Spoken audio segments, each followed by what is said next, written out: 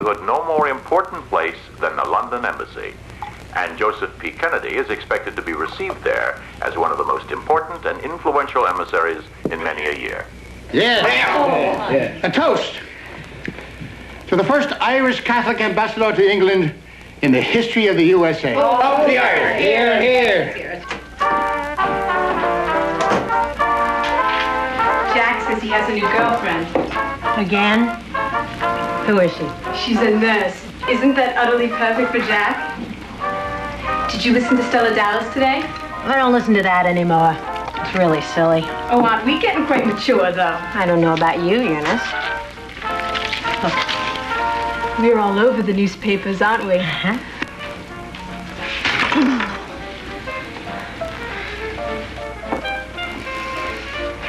Here, Rosemary. Let me give you a hand with that, hon. Not so good, huh? We'll fix it up. Don't worry about it.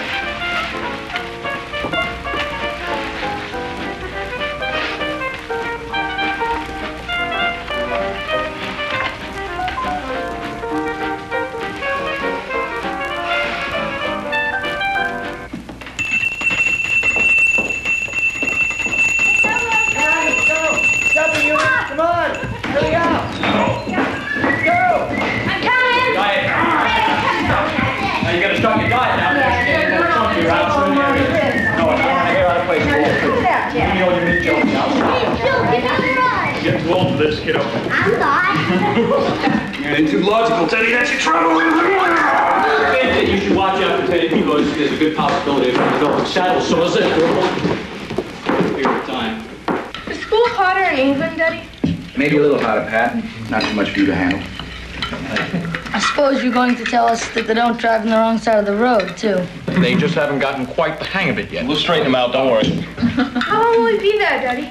Let me put it this way. You won't be seeing any hot dogs again for quite some time. Now I'm not going. Pat and I will remain behind, thanks just the same. What's the latest on the knee breeches controversy, Dad? What controversy?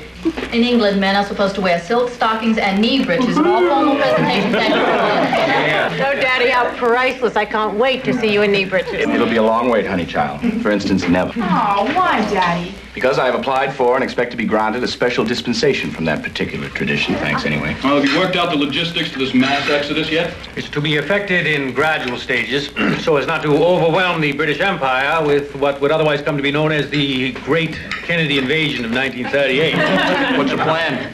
We're going to start them off slowly. Your father will go over first. Scout the territory. Have a drink with the king and queen. Invite them to Hyannisport next summer. Stuff like that. Do they sail? Oh, Then Kit, Pat, Bobby, Jean, and Teddy will go over with me.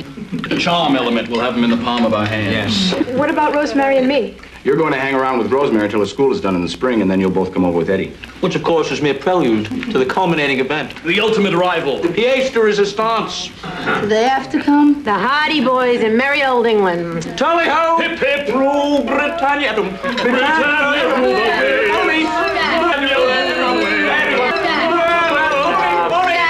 This is the dinner table. Please. This is the dinner table. Elementary, Please. my dear. It's a little much. Walton? Joe, don't encourage him.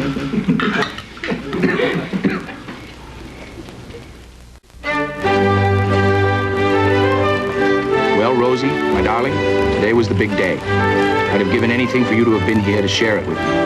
Don't let this get around, but when it comes to pomp and circumstance, there's a lot to be said for a monarchy.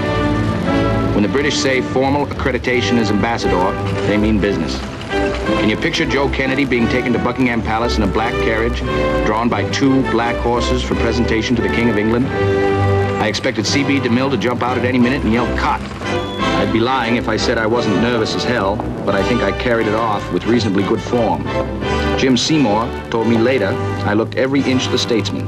Now all I have to do is learn to be one. Oh, I tell you, Rosie, darling, it was a hell of a long way from East Boston.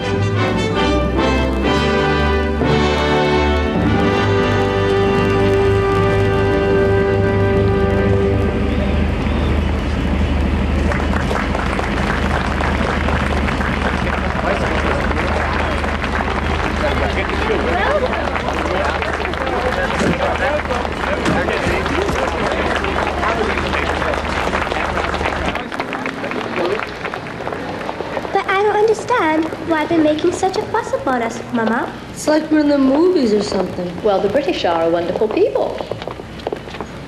Oh, Joe, I certainly think it will be big enough for all of us. Rosie, wait till you see the size of my office. Your fabulous reputation has preceded you, that's all. I got a sneaking suspicion it's because there are so many of us. And we're not even all here yet. Let's hope that before long we give them better cause to care for us than our sheer numbers. The Kennedy charm will reverberate the length and breadth of the empire. Remember, kids, lots of charm and you're on the next boat back. What I need right now is not pie, but piety. Handle for your old dad and his public debut tomorrow night. A couple of Hail Marys wouldn't hurt. What happens tomorrow night? The Pilgrim's Dinner, which is to a new ambassador what a coming out party is to a debutante. I deliver my first major public speech. Somewhat censored, unfortunately. By whom? Roosevelt and Hull. Maybe Hull should be ambassador and I should be Secretary of State. Why has it been censored? To water down my opinions, why else? Too isolationist for the current line? What's isolationist, Daddy? It means not butting into other people's business. Your father doesn't think America should be involved if there's a war over here, darling. It's gonna be a war? We just got here. You know, Jack says if there's a war, it'll be everyone's business, America's too. Fortunately, Jack's not in politics. Kik says she's having a hell of a time over there. She's been invited to 14 parties and 3 dress balls already. Just like home. Did you read the New York Times this morning about the old man's speech? Seems like it's going over pretty big with the Limeys, huh? I don't know why. Some of the statements he made were almost as isolationist as some of the things he said at the dinner table. Well, I think he hedged it just enough. A few crumbs of hope in there that Uncle Sam will pitch in if worst comes to worst. What the hell will do in this job? Diplomacy hasn't always been Dad's long suit.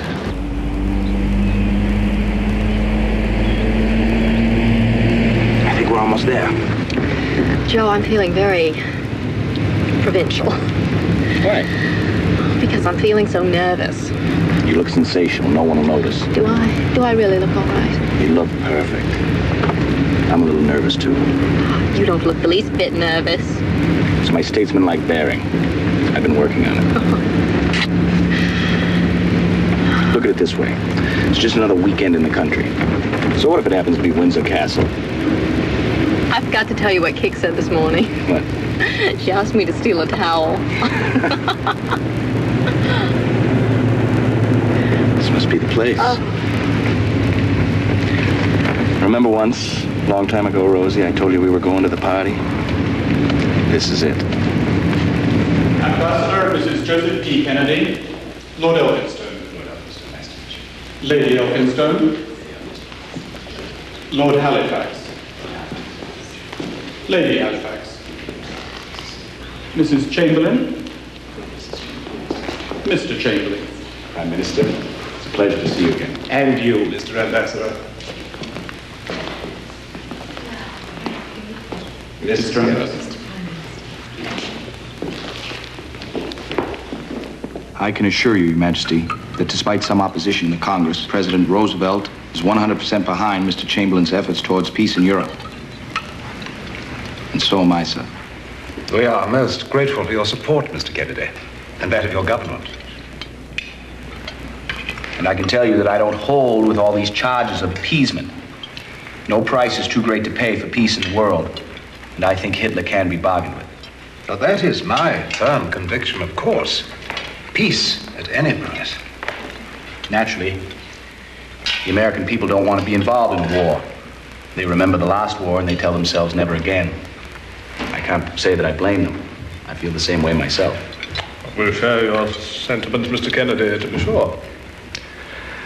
I can't help but wonder, however, how incredibly strengthened our position with Herr Hitler and Mussolini might be were the United States to be actively on our side, allied fully with us. Frankly, Your Majesty, I believe that our support of Mr. Chamberlain's negotiations is all the alliance that will be necessary. That's the extent of the faith that I have in the Prime Minister's abilities and in your people's determination to spike Hitler's guns.